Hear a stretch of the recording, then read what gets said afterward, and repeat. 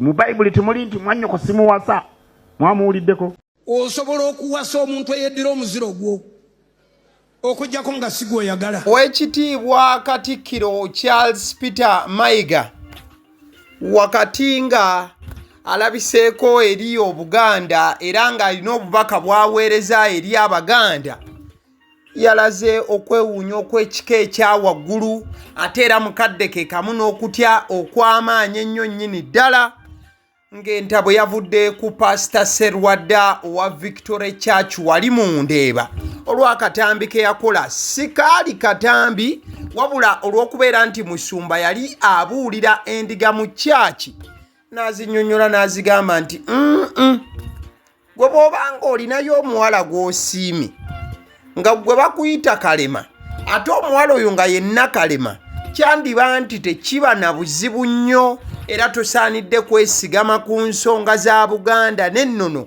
omwana omuwala oyo mwetike bwetisi otwale ewuwo otwale kiwedde. Katusooke tugende wa Pastor Serwadda. Osobola okuwasa omuntu eyeddira omuziro gwo okujjako nga sigwo oyagala. Mu Kristo teriyo miziro.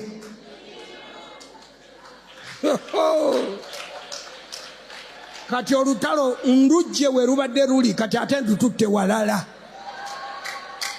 nga ntegeerera ddala kyenkola. Kati nga Pastor Serwadda akakasa ebitundu 10 ku kinne waakyo nti mu Kristu Yesu teriiyo miziro onannyonnyola nti amateeka n'obulombolombo eby'ennono oba eby'obuwangwa nti Buganda nti oba kalica ki ebyo we tutuuka mu kyaki muganda wange toddamu kubyogerako era toddamu kubinyegako. Mu kyaki teriyo bya miziro, mu kyaki teriyo bya mateeka akina bulombolombo nedda. Nti amateeka agafuga obulombolombo empisa obuwangwa bw'abantu tegafugira mu kkanisa.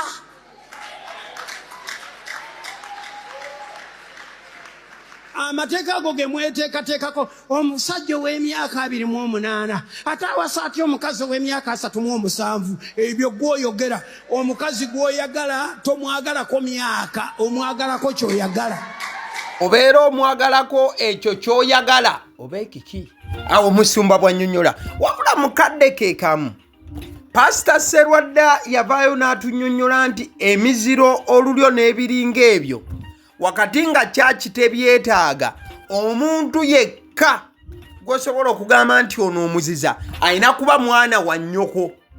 Omwana wa nnyoko ye tomuwasa n'omwana wa step mother oba step dad naye abasigadde. So emiziro ebika endyo ebyo tebikwatako.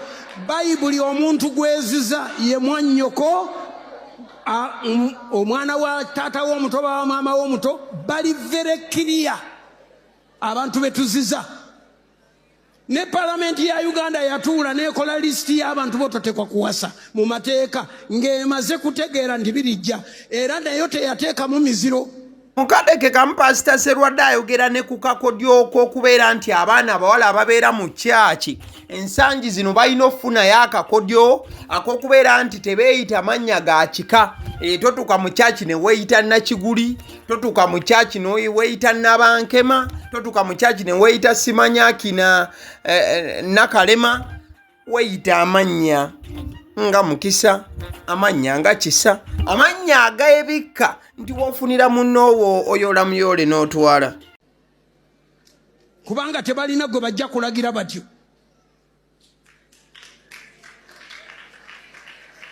Bano bonna abawala be muwulira be bayita ba ssanyu, kwagala, mirembe, mumpa amanya. Tugambye ani? Ssanyu, aha, kati mumpa amalala gali nze ng'ogedde. Ate mwogeredde ku misiwulidde ande? Kisakye, Mukisa, kukkiriza.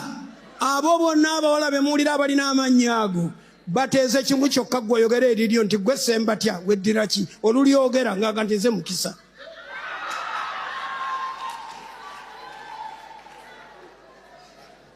Katonda yeebazibwa olw'amagezi ge yawa abakazi abalokole. Bigambo bino bakira byonna Pastor Serwadda abyogera ng'owekitiibwa Katikkiro Charles Peter Mayiga okutwa kunkumula era nga yeewuunya bwewuunya nti ono musumba ki, asoma bayibuli ki, era alina bigendererwa ki, agezaako kuyisaawo ki.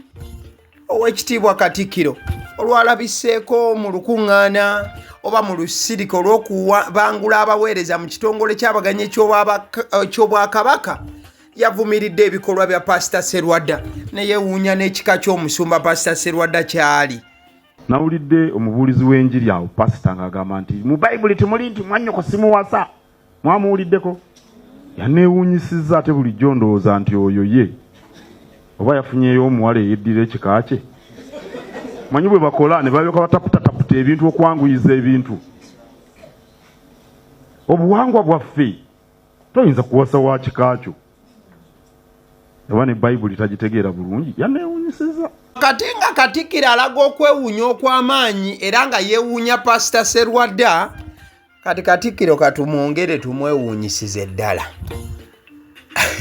Pastor Serwadda mu kyaki ye eya Victory Church alinamu abafumbo babiri bonna nga beddira omuziro gwa Ngabi, era abafumbo bano balina abaana bana bweddu.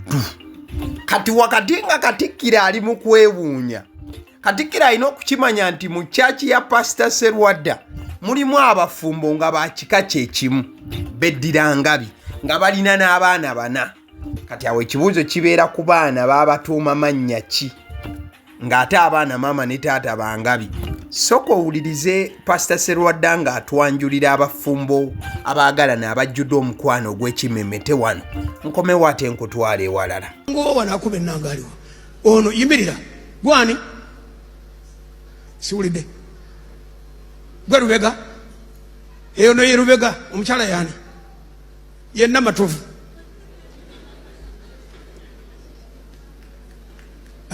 Bakubyayo akagalo kamu wali. Teyakola nsobi. Mulina abaana bameka? Balina abaana bana. Kati waligali nti tayinza kuwasa mwannyina n'azaala. Balina bana.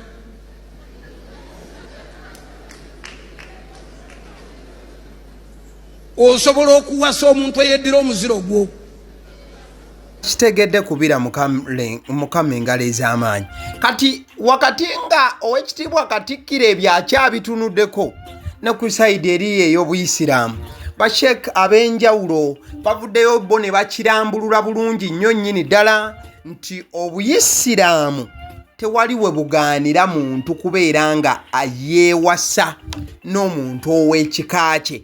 Nga ne gye buvuddeko Sheikh Kyeyune yavaayo n'alambulula era n'alambika abasiraamu bonna n'ababuulira ku nsonga ez'okubeera nti gwe Kyeyune osobola okufuna na Kyeyune mu lujjudde. Ebika tebirina buzibu na kufumbiriganwa. Nze bampita Kyeyune ndi wa Nnyonyi. Ne bwe nsanga omwana w'obuwala nga yenna Kyeyune kasita aba nga tava mu famire yaffe, mu Busiraamu tewali we baŋŋaanira. Jjukira nti Obusiraamu kirala ne culture ebyaffe eby'obuwangwa birala. Ate nga Obusiraamu mulimo gwabwo kudibya bya buwangwa nziramu. Obusiraamu singa bujja ne butadibya ebyo mu bulamu bwo watosiramuse. Kubanga waliwo abagenda b'emasagga nga batambuza ebigambo nti bannabbi Muhammad sallallahu alaihi wasallam batuyigiza bali batuyigiza culture yaabwe eri si culture. Ndowooza otegedde bulungi mukwano gwange. Bwe tutuuka ku nnambika ey'Obuyisiraamu ekirambika bulungi nnyo naddala ku nsonga za culture, omanyi owekitiibwa Katikkiro ye obwedde ensonga esinga okumuluma munda mu ye y'eyokubeera nti bwe balambika bwe batyo agamba obuwangwa baba babusuuliridde era baba babusiigako ettoomi. Wabula era mukadde ke kamu waliwo Sheikh amanyiddwa nga Sheikh Sulaiman Sudil naye gye buvuddeko yalambika bulungi. Agamba nti kikyamu nnyo omuntu okubeera nga wa muziro gwo ng'ate tebaamuzaala mu maama wo oba maama wo si ye yamuzaala, n'ogaana okubeera ng'omwana oyo omusiimi ate n'ogaana okumunona mu bakadde omutwala eka asobola okuba nga akutokoseza eddigobe. Sheikh Sulaiman Sudil for you. Kitawanya abantu wano ffenna ala khawufu kutya era osanga omwana omuwala nga yayimirira mulungi ng'asoma Qur'an n'olyanga n'amagulu gakutuka n'obuuza nyamuzaala nti mukulu kayiwa kanti kayiwa nti ye n'olumbe wa kayiwa seono mwogera amanya nti ate nze mubi nti ate mubigoze ku nakayiwa leka naawe ono sisitawo asisita wallahi n'omusomera aya n'aziwulira naye naati ekinaddirira ayinza ozaala ebyana bizonto bintu bino essebe byalubaale si byangu bano baseeka bagiraagira naye tulabye ku bantu ffe naatya abantu bangi nga woolya emmamba mu maaso ge amalusu gakkirira gamutulukuka asaanawo naye nga ate osembeza omukono bamugamba musajja gundi yali emmamba n'akyuka omumwa abashiri kwalina emboozi zedda ezitaliiwo leero nga zadda nnyo kino nkimaliriza nga nzijawo bushubuha okubuzaabuza okwazze mu basiraamu nga n'abawali mbakiyingiddemu ffe mu busiraamu tukkirizibwa okuwasa omukyala yadde nga wanjovu nga nawuli wanjovu. Owulidde bulungi ensonga nga abatutwala mu nzikiriza bwe bazirambika. Kati ekibuuzo kiyinza kubeera kimu bwe kiti mukwano gwange. Obuwangwa n'ennono wamu n'eddiini biyinza kukola bitya okutambulira ewamu? Omuzungu kyayita coexistence, ng'eddiini weeri etambula n'obuwangwa nga we buli butambula nga tewali kukuubagana. Simanyi. Oweekitiibwa Katikkiro agamba kikyamu era buli muntu Omuganda akuze akimanyi bulungi ng'agambibwa nti kikyamu okuwasa omuntu ow'ekika kyo.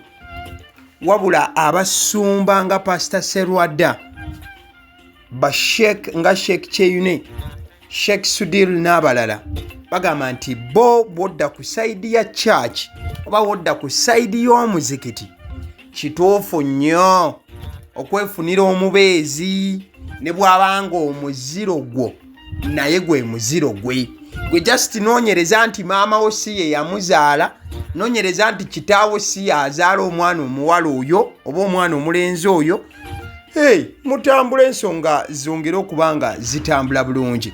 Wabula Katikkiro alina waakoonedde ku ky'okubeera nti Pastor Serwadda tomanya nti yandibanga yafunyeyo omuwala ow'ekika kye nga kati ali mu kukozesa Bible okuba ng'ayisaawo ebibye. Ekyo ne kikubamu ttooki emabega waliwo omusumba eyali yawasibwa mu mpeta.